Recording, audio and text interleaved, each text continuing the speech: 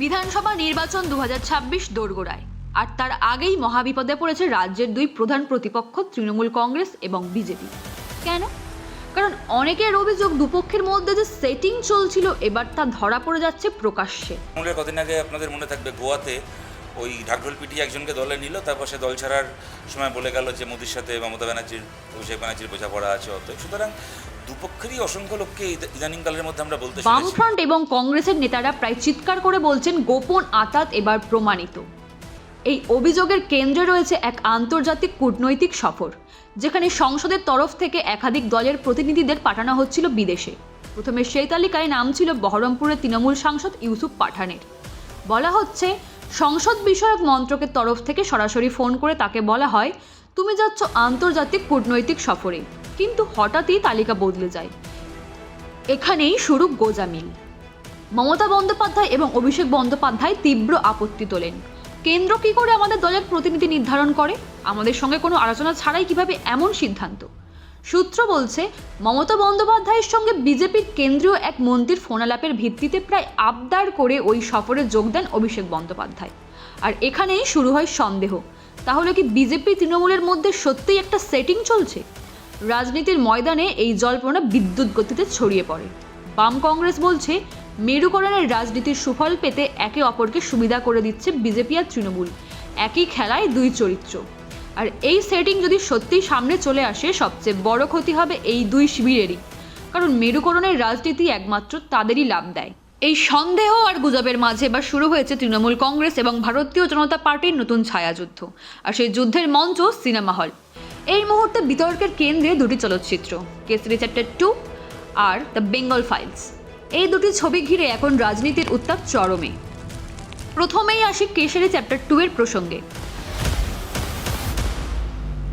বলিউড তারকা অক্ষয় কুমার অভিনীত এই ছবিটি মুক্তি পাওয়ার পর থেকেই শোরগোল পড়ে গেছে বাংলা জুড়ে। এক নজরে দেখে নেওয়া যাক কেসরি চ্যাপ্টার 2 নিয়ে কেন এত বিতর্ক।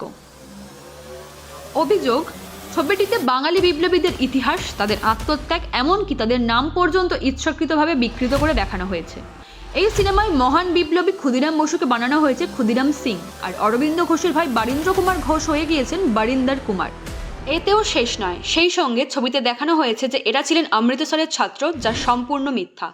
যিনি ইউরোপ থেকে বোমা বানানোর প্রশিক্ষণ নিয়ে এসে কলকাতার মুরারিপুকুরে বিপ্লবীদের গোপন কারখানা তৈরি করেছিলেন, হেমচন্দ্র কানুঙ্গ, তাকে পুরোপুরি মুছে দিয়ে সিনেমায় ঢুকিয়ে দেওয়া হয়েছে এক কাল্পনিক পাঞ্জাবি চরিত্র কৃপাল সিং। এছাড়াও আন্দোলনের কেন্দ্র বাংলার বদলে দেখানো হয়েছে পাঞ্জাবকে। সিনেমার গল্প তৈরি হয়েছে 1919 সালের জালিয়ানওয়ালাবাগ হত্যাকাণ্ডের পটভূমিতে। দেখানো হয়েছে কিভাবে দুই তরুণ ক্ষুদিরাম সিং ও বারিন্দার কুমার ব্রিটিশ বিচারক কিংসফোর্ডকে হত্যার ষড়যন্ত্রে জড়িয়ে পড়ে। তাদের বোমা বানানো শেখায় এক কাল্পনিক পাঞ্জাবি বিপ্লবী কৃপাল সিং, যার কোনো ঐতিহাসিক ভিত্তি নেই। কিন্তু ইতিহাস বলে কিংসফোর্ডকে হত্যা করতে গিয়েছিলেন ক্ষুদিরাম বসু ও প্রফুল্ল চাকি। তাদের হাতে বোমা তুলে দিয়েছিলেন ইউরোপ ফেরত বাঙালি বিপ্লবী হেমচন্দ্র কানুঙ্গ।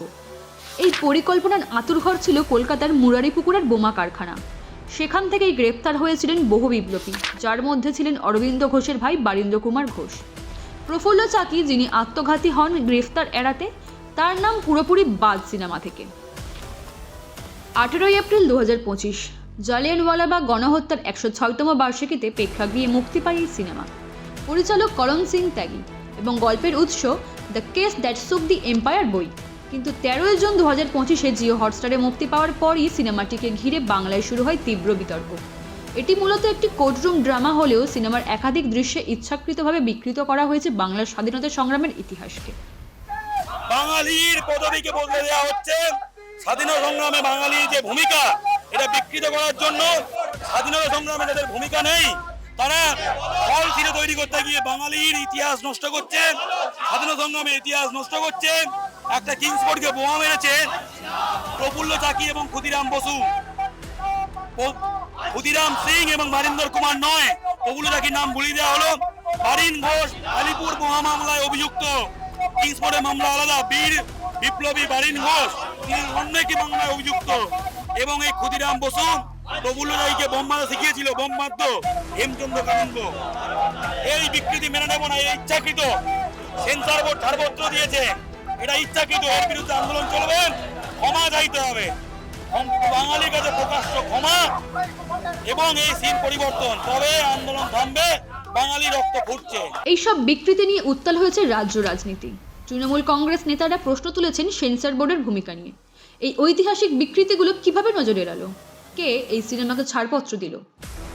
বাংলার সংস্কৃতি, বাংলার ইতিহাস কিভাবে গভীর চক্রান্তমূলকভাবে বিকৃত করা হচ্ছে, আমরা এর তীব্র প্রতিবাদ জানাচ্ছি। কেশরী চ্যাপ্টার 2 সেই সিনেমা, সেখানে বাঙালি বিপ্লবীদের যেভাবে বিকৃত করা হয়েছে সেটা কিন্তু আমরা কোনো অবস্থায় অ্যালাউ করব না। এটা কি করে তৈরি হতে পারে এবং এটা কি করে সার্টিফিকেট পেতে পারে, এটা মুক্তি পাওয়ার আগে কেন এটা আটকে যাবে না? এখানে দেখানো হচ্ছে স্বাধীনতা সংগ্রাম, আর ক্ষুদিরাম বোসকে নাম বিকৃত করে করা হচ্ছে ক্ষুদিরাম সিং। ক্ষুদিরাম বোসকে করা হয়েছে ক্ষুদিরাম সিং। বারীন্দ্র কুমার ঘোষ, ঋষি অরবিন্দের ভাই বারীন্দ্র কুমার ঘোষকে করা হয়েছে বারিন কুমার। আর তাদের যে ঐতিহাসিক যে ঘটনা, বোমা তৈরি শেখানো, সেখানে সিনেমায় দেখানো হয়েছে কোনো এক কৃপাল সিং এই বিপ্লবীদের বোমা তৈরি করা শেখাচ্ছেন। হেমচন্দ্র কানুনগো কোথায় গেলেন? হেমচন্দ্র কানুনগোর বদলে কৃপাল সিং। কে কৃপাল সিং? বাঙালি বিপ্লবীদের নাম পদবি বিকৃত করে বাংলার স্বাধীনতা সংগ্রামের ইতিহাসকে বিকৃত করছে, এবং এটা হচ্ছে প্ল্যানফুলি। আরে বাঙালিরা কি স্বাধীনতা আন্দোলন করেনি? ঘোষ বোস স্বাধীনতা আন্দোলন করেনি? স্বাধীনতা আন্দোলন সিং কুমার দিয়ে এস্টাবলিশ করতে হবে? এইভাবে কেন বাংলাকে ছোট করা হচ্ছে? আমরা এর তীব্র প্রতিবাদ করছি এবং অবিলম্বে এই ছবি সংশোধন করে বাস্তব নামগুলিকে ঠিকভাবে আনার আমরা দাবি জানাই। এই বিষয়ে মুখ খুলেছেন পশ্চিমবঙ্গের মুখ্যমন্ত্রী মমতা বন্দ্যোপাধ্যায়ও। নবান্ন থেকে সাংবাদিক বৈঠকে তিনি বলেন, আপনারা ফিল্ম বানিয়ে আজকে ক্ষুদিরামকে বলছেন ক্ষুদিরাম সিং।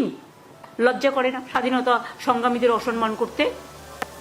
আসল তথ্যকে, আসল সত্যকে বিকৃতি করে যদি মনে করেন বিজেপির নকল ধর্ম আর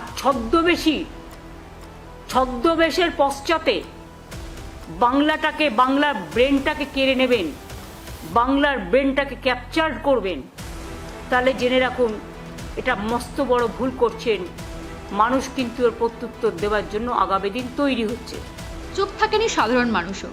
নবাপল্লীর বাসিন্দা রণজিৎ বিশ্বাস সরাসরি বিধাননগর দক্ষিণ থানায় অভিযোগ দায়ের করেছেন এই বিকৃত ইতিহাসের বিরুদ্ধে। 19 জুন বৃহস্পতিবার সন্ধ্যে 6:30টায় কলকাতার একাডেমি অফ ফাইন আর্টসের সামনে রানুছায়া মঞ্চে বিক্ষোভ করে বাংলা পক্ষ। বহু বাঙালি ইতিহাসবিদ ও বুদ্ধিজীবীরা একে বলছেন ইতিহাসের পরিকল্পিত অপমান।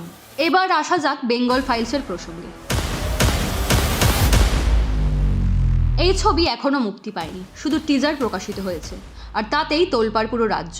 5ই সেপ্টেম্বর মুক্তি পাওয়ার কথা। তাসখান ফাইলস, কাশ্মীর ফাইলসের পর এবার বিবেক অগ্নিহোত্রী বাংলায়। বিবেক অগ্নিহোত্রীর নতুন প্রজেক্ট দ্য বেঙ্গল ফাইলস। মাত্র 1 মিনিট 26 সেকেন্ডের একটি টিজারে আগুন জ্বলে গেছে সোশ্যাল মিডিয়ায়। हिंदुओं को मार डालोगे, बहुत सारे हिंदुओं को एक साथ मारोगे तो डर के मारे कलकत्ता दे देंगे पाकिस्तान। টিজারে প্রথম লাইনেই ঘটে বিস্ফোরণ। मैं एक कश्मीरी पंडित हूँ, इसीलिए यकीन के साथ कह सकता हूँ बंगाल दूसरा कश्मीर बनता जा रहा है। এই একটা বাক্যেই রাজনৈতিক, সামাজিক, ধর্মীয় আগুনে ঘি ঢেলে দিয়েছে। কিন্তু এখানেই শেষ নয়। টিজারের শেষ দৃশ্য জ্বলন্ত দুর্গা প্রতিমা, তার মধ্যে ভেসে উঠছে দুটি লাইন। শুধু শব্দ নয়, দৃশ্যেও তীব্র বার্তা। অনেকের মতে হিন্দু ভাবাবেগে আঘাত করা হয়েছে এবং উদ্দেশ্য প্রণোদিতভাবে সাম্প্রদায়িক মেরুকরণ করা হয়েছে। এই অভিযোগেই বিবেক অগ্নিহোত্রীর বিরুদ্ধে এফআইআর দায়ের করেছেন মুর্শিদাবাদের ভাকুড়ি গ্রাম পঞ্চায়েতের উপপ্রধান বিপ্লব কুণ্ডু। সাম্প্রদায়িকতার অভিযোগের পাশাপাশি এই সময়টায় এমন ছবি মুক্তির পিছনে রাজনৈতিক উদ্দেশ্য দেখছেন অনেকে। এই নয়, দায়ের হয়েছে লেকটাউন থানাতেও। সাম্প্রদায়িকতার অভিযোগের পাশাপাশি এই সময়টায় এমন ছবি মুক্তির পিছনে রাজনৈতিক উদ্দেশ্য দেখছেন অনেকে। ছবির টিজারে দেখা যাচ্ছে বাংলার পরিচিত মুখ গোপাল পাঠা চরিত্রে সৌরভ দাস। এছাড়াও মিঠুন চক্রবর্তী, শাশ্বত চট্টোপাধ্যায় রয়েছে। অনেকে বলছেন বাংলার দাঙ্গার ইতিহাস তুলে ধরা হয়েছে। আবার একাংশের প্রশ্ন, কাশ্মীরি পণ্ডিতের অভিজ্ঞতা দিয়ে বাংলা ব্যাখ্যা কি রাজনৈতিক স্ট্র্যাটেজি? অন্যদিকে কলকাতা প্রেস ক্লাবে আয়োজিত এক সাংবাদিক বৈঠকে দ্য বেঙ্গল ফাইলস ঘিরে শাসক দলের পেটোয়ারা এখন থেকেই শান দিচ্ছেন। সিনেমাটা একটা উপলক্ষ মাত্র, যেটার বিরুদ্ধে প্রতিবাদ সেটা হচ্ছে সাম্প্রদায়িকতার বিষ যারা ছড়াতে চাইছেন তাদের সেই উদ্দেশ্যটা যেন সফল না হয়, তার জন্য আমাদের প্রতিবাদ করতে হবে, তার জন্য আমাদের চেষ্টা করতে হবে। এবং এটাও ঠিক নয় যে পশ্চিমবঙ্গে আমরা একটা নরকের মধ্যে বাস করছি। এইটা যারা এই মিথ্যাচারটা যারা ছড়াতে চাইছেন অন্য দেশে অন্য রাজ্যে, সেটার বিরুদ্ধেও প্রতিবাদ করা দরকার। বিবেক অগ্নিহোত্রী তো একটি বিশেষ দলের হয়ে তিনি আর কি সামনে মানে পরিচালনা করছেন, বেশ কয়েকটা ফিল্ম আমরা দেখলাম। সেরকমই একটা দিক থেকে নিশ্চয়ই দিক নির্দেশ এসছে 2026-এ বাংলার ইলেকশন, তো সেখানে সেই সময় এসে বাঙালিকে একটা আবার একটা সাম্প্রদায়িক সুরসুরি দিয়ে হিন্দু মুসলিম বিভাজন করা, এইটাই একমাত্র উদ্দেশ্য। কিন্তু সেটা অ্যাকচুয়াল ঘটনাটা যদি পায়, ফ্যাক্টটা যদি ফ্যাকচুয়ালি যদি মানুষ বিচার করে, তাহলে কিন্তু সেই জায়গাটাকে মানে তারা করতে যেটা উদ্দেশ্য নিয়ে করছে সেটাতে তাদের সুবিধে হবে না। ওই সময় ছবিটা আমরা দুর্গাপুজোর ঢাক বাজাবো, ঠাকুর বিসর্জন দেবো আর ওটাকে পুঁত গঙ্গায় ফেলবো, ওই ছবি কেউ দেখবে না। দায়িত্ব নিয়ে বলছে অক্ষয় কুমার কেন, অমিতাভ বচ্চন, শাহরুখ খানও যদি ওই ছবিতে অভিনয় করতো তাও দেখবে না। শাহরুখ খানকে ভালোবাসে সবাই, অমিতাভ বচ্চনকেও ভালোবাসে, যার জন্য এই ছবিটা করতে আসে। সবাই নিজের ইমেজের প্রতি চিন্তা আছে, শরীর খারাপ দিয়ে বাইরে পালিয়ে যাবে। এবার চিত্রটা স্পষ্ট, দুটি ছবি। কেসরি চ্যাপ্টার 2-তে বিকৃত ইতিহাস, দ্য বেঙ্গল ফাইলস এই সিনেমাতে সাম্প্রদায়িক উত্তেজনা, দুটোই নাগরিক রাজনৈতিক আবেগে আঘাত করেছে। বাম ও কংগ্রেস বলছে এটি পরিকল্পিত সাম্প্রদায়িক উত্তেজনা ছড়ানোর চেষ্টা, যার উদ্দেশ্য 2026 সালের ভোটের আগে রাজ্যকে আরেকবার মেরুকরণের দিকে ঠেলে দেওয়া। এখানে সিনেমা কেবল বিনোদনের মাধ্যম নয়, এটি নতুন নির্বাচনী কৌশল, একটি রাজনৈতিক অস্ত্র। কেসারি চ্যাপ্টার 2 হোক বা দ্য বেঙ্গল ফাইলস, এই দুই বিতর্ককে ঘিরে রাজনীতির বড় প্রশ্ন উঠছে। ভোট ভাগাভাগির নতুন পথ খোলা হচ্ছে না তো? এই দুই বিতর্কিত সিনেমাকে ঘিরে রাজ্য জুড়ে যে উত্তাপ, তা কি শুধুই আবেগের বহিঃপ্রকাশ, নাকি এই উত্তেজনার আড়ালে লুকিয়ে রয়েছে এক সূক্ষ্ম ভোট কৌশল? অনেকের মতে এই ছবিগুলোর মূল উদ্দেশ্য সত্য উন্মোচন নয়, বরং ভোট বিভাজন। কারণ যত বেশি সমাজে বিভাজন তৈরি হবে ধর্মের নামে, ইতিহাসের নামে, আঞ্চলিক গর্ব বা অপমানের নামে, তত বেশি লাভবান হবে সেই দুই দল যারা এই বিভাজনকে পুঁজি করে জিততে চায়, তৃণমূল কংগ্রেস এবং ভারতীয় জনতা পার্টি। একদিকে ইতিহাস বিকৃতি নিয়ে আবেগ জাগানো, অন্যদিকে ধর্মীয় বিভাজনের ট্রিগার। এই দুই মিলে তৈরি হচ্ছে এমন এক ময়দান যেখানে বিজেপি এবং তৃণমূল দুপক্ষই লাভবান হতে পারে। এটাই তো সেটিংয়ের আসল লাভ, যেখানে বাম কংগ্রেস বা কোনো তৃতীয় শক্তি মাঠে নামলেও আসল খেলায় থাকে না, থাকে শুধু দর্শক সারিতে, আর ভোট গিয়ে পড়ে সেই পুরনো দুই দলের ঝুলিতেই। অনেকের প্রশ্ন, কেসারি চ্যাপ্টার 2 আর বেঙ্গল ফাইলস কি শুধু ট্রেলার? আসল সিনেমাকে 2026-এর ভোটে? আপনি কি মনে করেন?